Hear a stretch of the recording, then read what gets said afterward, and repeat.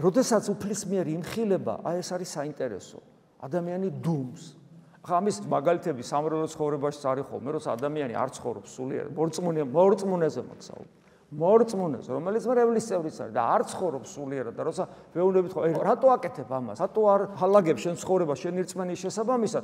როგორც წესი ადამიანს სათქმელი არაფერი აქვს ხოლმე. ადამიანები ჩუმდებიან, იღიმებიან რაღაცა. მორწმუნე ადამიანს პასუხი არ აქვს. მე რომ მკითხო რომ თეოდორე, შენ ახლა რო გწამს და თანხმდელი ხარ, უფრო მეტი გუმხურვალება, უფრო მეტი რწმენა, უფრო მეტი ერთგულება ქრისტესი რატო არა გაქვს? და რა უნდა გიპასუხო? არაფერი პასუხი არ აქვს. ერთი პასუხი მაგ ნაგავი ვარ და ეგ არის რა.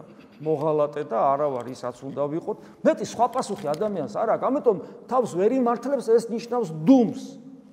გესმის ღვთის წინაშე რომ წავდგებით.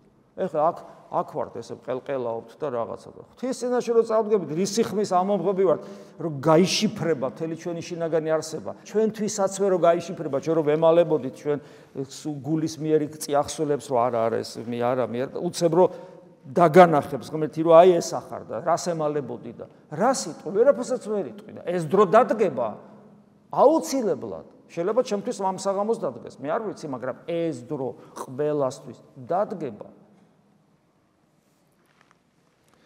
და ამიტომაც ჩვენ უნდა ვიყოთ კონცენტრირებული ქრისტეზე იმ ერთ ხაზზე და ეს ორჭოფობა, ორგულობა, მცირედმორწმუნეობა ესენი ჩვენი ცხოვრებიდან უნდა გავაქროთ.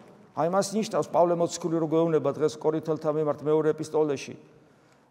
მაგრამ ღმერთია მოწმე რომ ჩვენი სიტყვა თქვენს მიმართ არ ყოფილა ხან ხო და ხან არა, რადგან ძე ღვთისა იესო ქრისტე, რომელსაც თქვენ შორის ქადაგებდით, არ ყოფილა ხოც და არაც, ასეც და ისეც არა.